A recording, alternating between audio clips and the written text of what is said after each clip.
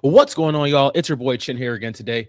I know we have talked about some of the best teams in the country, but today I want to shift gears and talk about potentially some sleeper teams that are, I think, going to be a little bit surprising. One team on here that I've been hearing a lot of things about, they said they're going to be good. Who knows? But we'll go into it. These are my sleeper team picks. Let's jump right in. We have the first team. This is TCU. Now, if you don't know, TCU lost their starting quarterback last year, Josh Hoover. He's now at Indiana. They still have Sonny Dykes returning, and they also have a new face at the quarterback position, and that's Ivy League Player of the Year. Ivy League Player of the Year, Jaden Craig. He transfers over from Harvard. He's from Montclair, New Jersey. Shout out Jersey in the building. And when everything that I've been hearing about TCU camp so far, everything I've been hearing about their training camp is that this team is going to be a lot better than what people think. And some people don't remember, but this team went 9-4 last year with that comeback win against USC in that bowl game. This was a team that was in a lot of football games, and you can say whatever the case it may be, and to why they went 9-4, but they had some talent on that roster. Josh Hoover, Eric McAllister, of course, the wide receiver.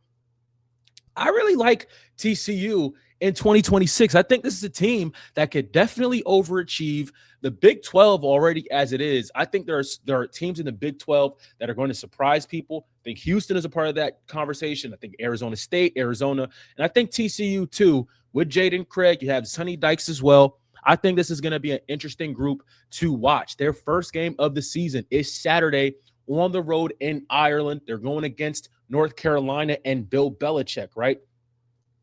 They have a lot of questions going on up there at North Carolina, whether Bill Belichick is the long-term answer, if the talent is, if the roster is talented enough. But in any case, we get to see TCU week one, especially last year when TCU walked into Chapel Hill and beat the brakes off of North Carolina. It's going to be, it should be a little bit different, but I think TCU still wins. And if TCU is in that conversation for a dark horse team in the Big 12, it's going to be because of Jaden Craig. Another team that I think, and when I say dark horse, I don't want to. I want to really be careful here. I think this is a dark horse team that could be a lot more competitive than what people think, and I think that's UCLA. When we look at the track record of Bobby Chesney, the new head coach at UCLA, this guy's a winner. This guy's a winner. He comes from Holy Cross. He went to Holy Cross. He formerly coached at Holy Cross. When Kurt Cinetti left to go to Indiana from James Madison, he went to James Madison.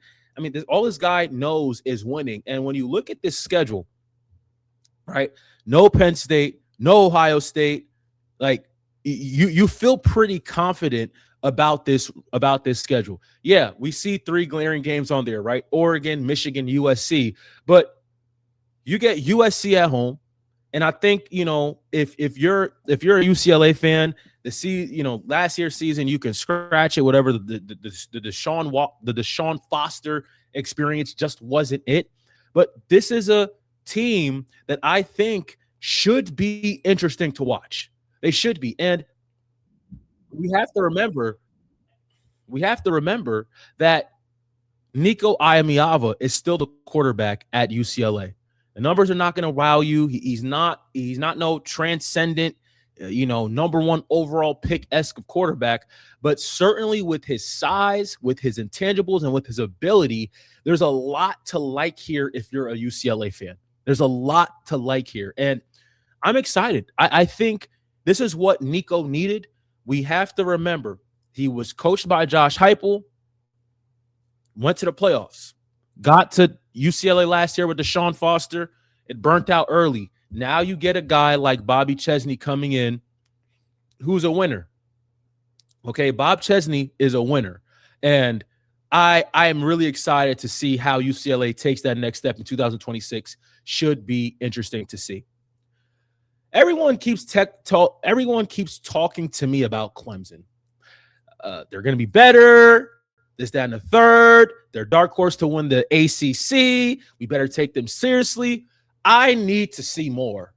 I simply need to see more from Clemson. And whether that's Christopher Vizina, who's the quarterback, and that's what it's pointing to, that Vizina is going to be the quarterback.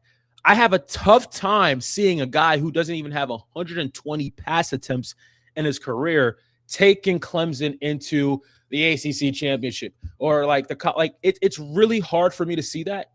And they have playmakers out here in Bryant Wesco. Bryant Wesco is a really good receiver. Don't get it twisted here. They got some playmakers like guys like TJ Moore and stuff like that. But it's really hard for me to see Clemson, just like they were 7-5 last year.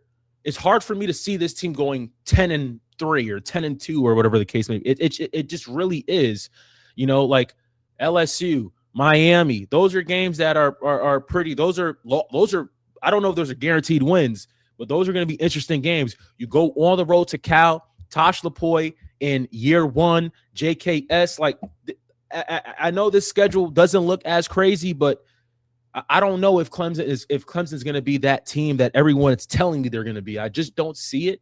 Maybe I'm wrong. Hopefully I get proven wrong, but we'll see what happens. Moving on.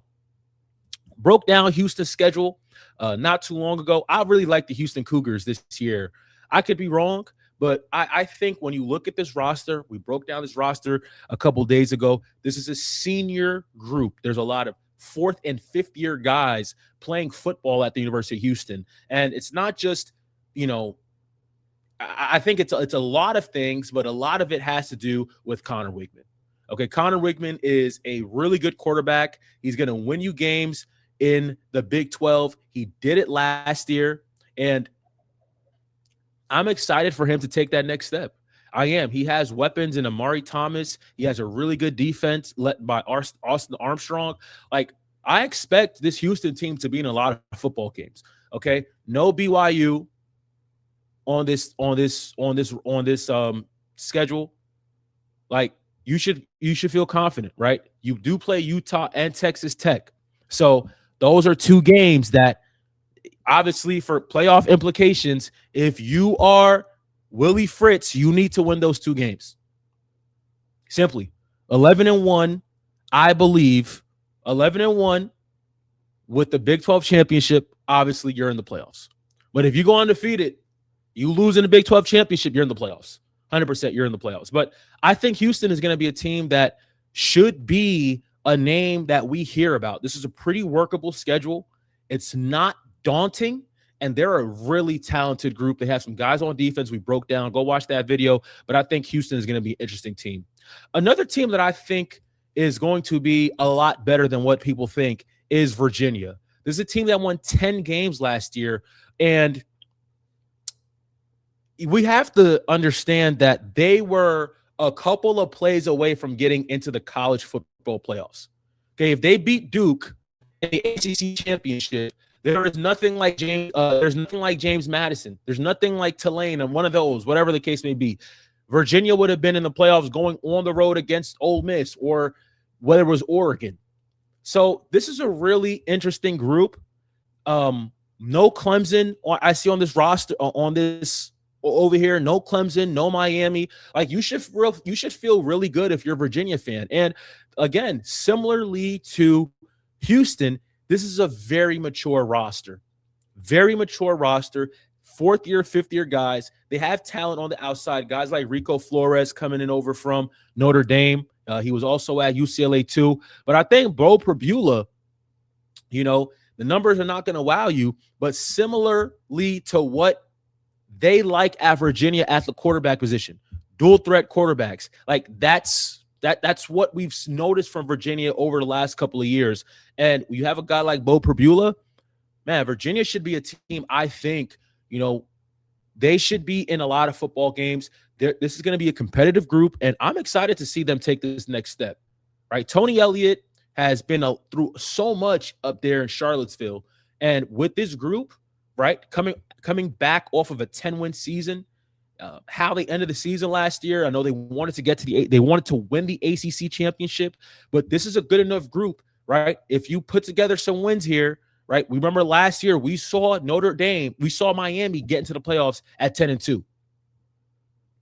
I mean, I don't know if you're gonna get into the playoffs 10-2 with this schedule, but 11-1 with this schedule, maybe 11-2, a loss in the ACC championship, you're probably in the playoffs. But Virginia, definitely a team I think that we should, be on the lookout for. A team that I think will make a lot of noise. So we'll see what happens. Keep liking, keep commenting, keep sharing. Love you guys. God bless. Peace.